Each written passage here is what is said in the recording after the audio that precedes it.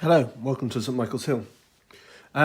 Today I'm going to be looking at, basically this is the key focus of the video. So it's a FNA Nuclear Flask wagon. Like many modelers, I have a couple of these that I would like to run on my layouts. And the way they run at the moment, as many of you have seen from kind of seeing on real life railways, is you'll have a loco, probably not a 37 anymore, it is usually a 68 or even an 88 from DRS, and there'll be a couple of those and then a couple of flask wagons behind it, and that will be that.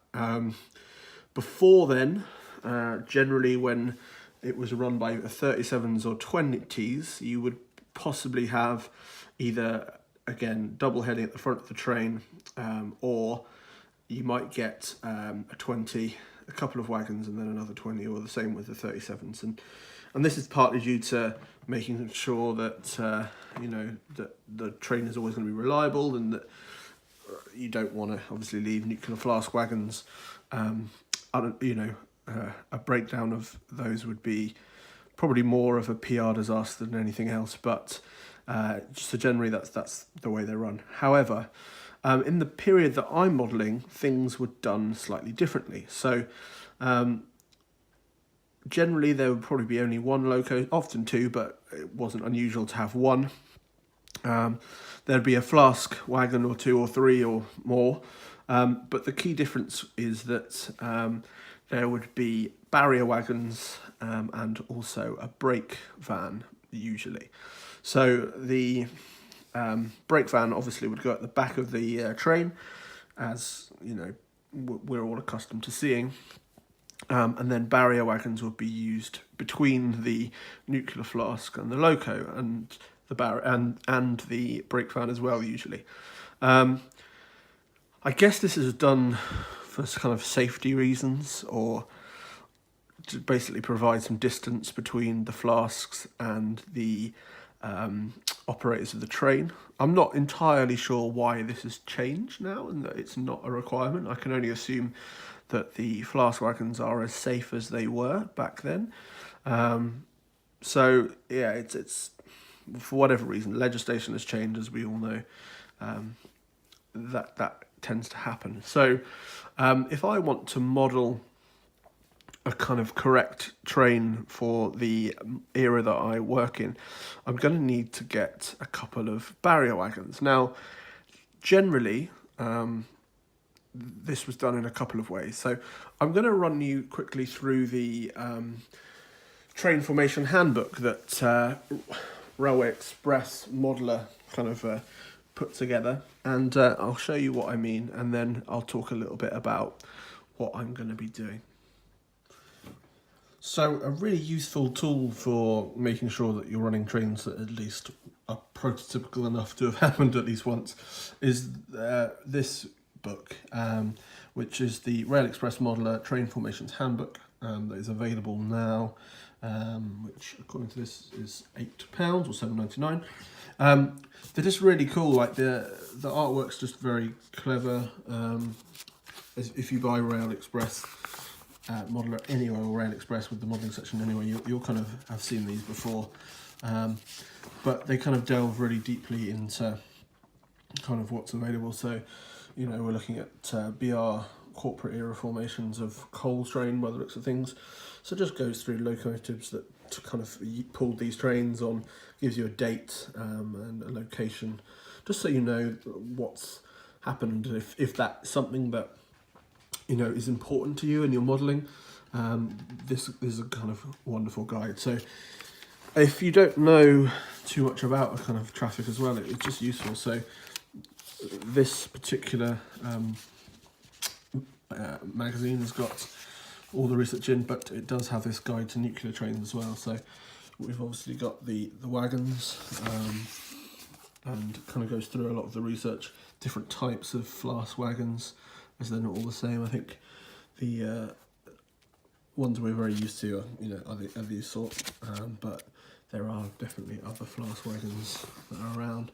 And then we've got kind of some formations. So something that I will be looking to create is potentially something like this. So we've got a mainline 37, a barrier vehicle, which is what I'm looking to kind of create. So this is a one-off version that was an EWS branded one. Usually they were just black, but this is the single, I believe it's the single one that was painted in the EWS livery. So then these wagons are known as RNA barrier vehicles, and as you can see in a lot of these formations, they're the vehicles here and here. So this is something like I'm looking to create. I obviously have a load hall 37, create two of these barriers from the wagons that I have showed you.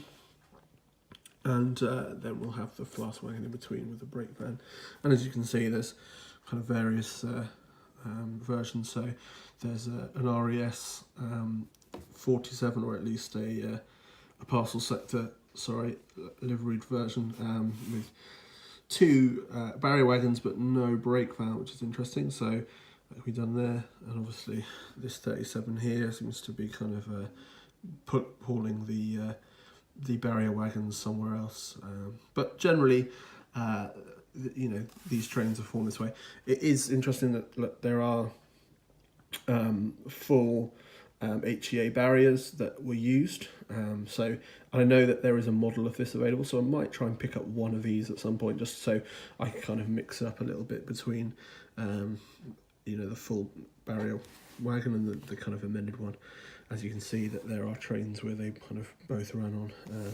This one here, for example, has got the barrier wagons, but also the converted RNA. So this is going to be something that I try and put together, and yeah, we'll go from here. But I can't recommend these books enough. The train formation has it. This one in particular, it's got the coal traffic, the nuclear one. There's tanker wagons, if you're interested in those. It's something that I kind of see a lot around my way. I'm quite close to Westerly Puma, so I see quite a few of those.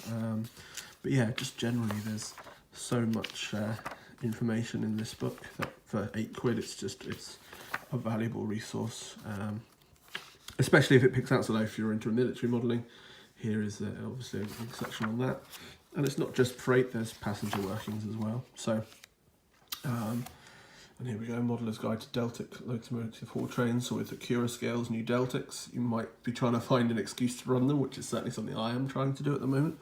So maybe I'll have a look through this and try and find a way that I can kind of run one of the Deltics on my layout. So great books, and like I said, a useful and valuable asset for you to have. So I'll get back now to talking about the train that we're going to try and model, and I'll see you in a second. So as we've seen, the barrier wagons were sometimes HEA wagons and sometimes a converted HEA wagon that makes a barrier. So I thought to kind of model these, I picked up a couple of Bachmann, these are actually HSAs, but effectively the same sort of wagon. So I'm going to use these wagons, and then I actually had to go and buy a brake van. So I've went out and bought this Bachmann CAR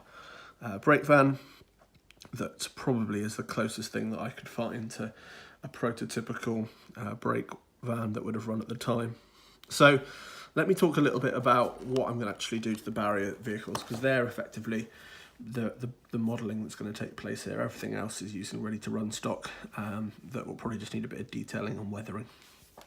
So these wagons, as you can see, effectively in real life, and the same thing I'm going to do, the main hopper has been removed from the wagon, and then where you can see this raised section here, that actually forms the wagon. So all the weight would have just been placed on here, and the rest of the wagon, so some of these struts, they'll all be removed.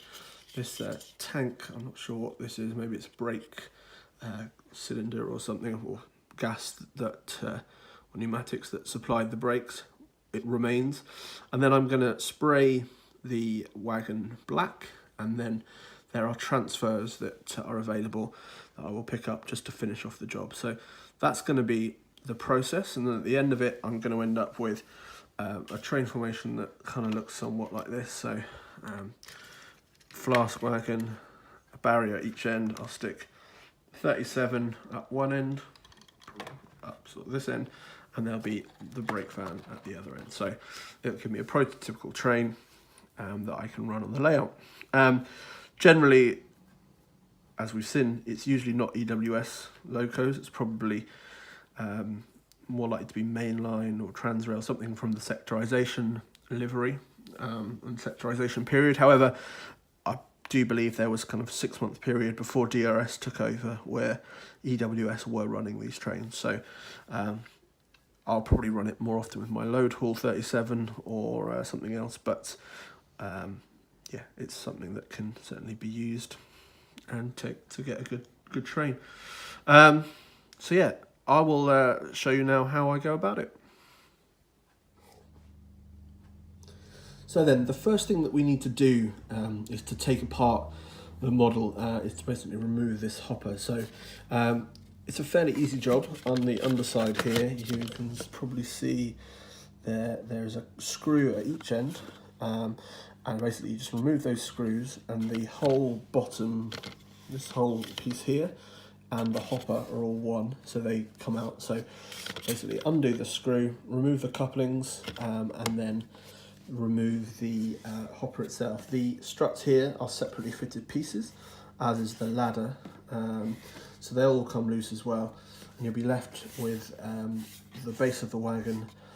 These sections here are actually weights, so they're removable as well. They'll all come apart, and then we can start to work on the wagon. So I'll do that now, and I'll get back to you.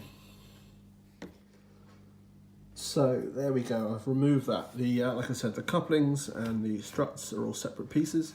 The ladder at this end has also come off, but has stayed on the other end. It is a separately fitted piece that goes into those holes, so if it comes off, not to worry.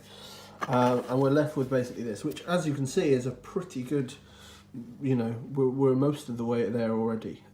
There's a couple of things that we do need to do though. So the first thing we're going to need to do is basically put the bottom of the wagon back in. So it's going to be a case of basically drawing a line along here, and then just basically cutting it off with a razor saw.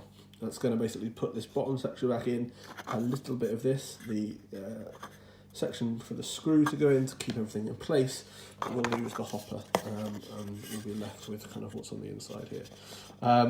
In terms of, you know, what can be this hopper used for, it's silly to let it go to waste. There's no reason why you couldn't kind of have this on your layout as, you know, something that's just rusted away. If you've got like a little wagon yard or just something by the side of the thing, by the railway, it certainly can be used. Maybe something, you know, very overgrown, but definitely use it, definitely keep it. And then in terms of these other pieces, they're nice little bits of iron girder basically, so just keep them around, use them to kind of make your layout look visually interesting, and all that sort of stuff. So I'm going to mark out a line on the hopper where it needs to be cut, making sure that we keep all of the screw section and enough of, you know, the body. So we'll probably cut to about here where the bottom of this strut is, and then effectively it needs to slot back in to here, basically fill all this gap in, be able to be, to allow the couplings to screw back on, and then we're going to use a piece of plasticard probably just to cover the angle and keep it flat rather than a thing like this. So where in real life they used a piece of steel or something to weld across, that's what we're going to replicate with plasticard. So it's a nice simple conversion, and we'll go from there. So I've now done that to the other wagon. So I've got two looking the same. It's now time to get cutting the hoppers. So as I said, I have cut through the hopper. So it's a case of just throwing it into a vise, and then with a razor saw just cutting along the bottom here, so it completely removes As you see, the bottom is gone. This will leave the bottom of the hopper, which has an opening at the bottom, which would have previously been the bottom of the hopper that I just covered up with a bit of plastic card. So it's very, very thin, just with a bit of polystyrene cement. I've just kind of gone round and filled it in. So I've done that on both wagons. Yeah, I'm quite happy with how they look. I've tested them inside the frame, so pop straight in here. Obviously, what's there before, it'll go back in. We're basically just looking to get the bottom, the top of this section just pretty much flush with the top of there, so it's pretty much perfect. All that really needs to be done now is to get the painting and detailing done, so I'm going to probably leave that into part 2 of this video. So join me again soon when I'll be basically repainting these into the correct livery, adding the transfers and finishing up the job. One thing to be said, because of the way that we've cut this, the couplings will still go back on as per they were before. Because they're NEM pocket ones, it does mean that I can look to use KDs if I want to. So I might look to get KDs on these wagons, as well as the Nuclear Flask wagons and the brake wagon that I have to run in the set. The only thing would be that maybe one end of these barriers would have a tension lock, so I can attach it to any locomotive. So that's probably what I'll do. I'll pick up some KDs at some point and go from there. So until then, thank you for watching. If you like this video, please hit the like button and consider subscribing if you want more content like this.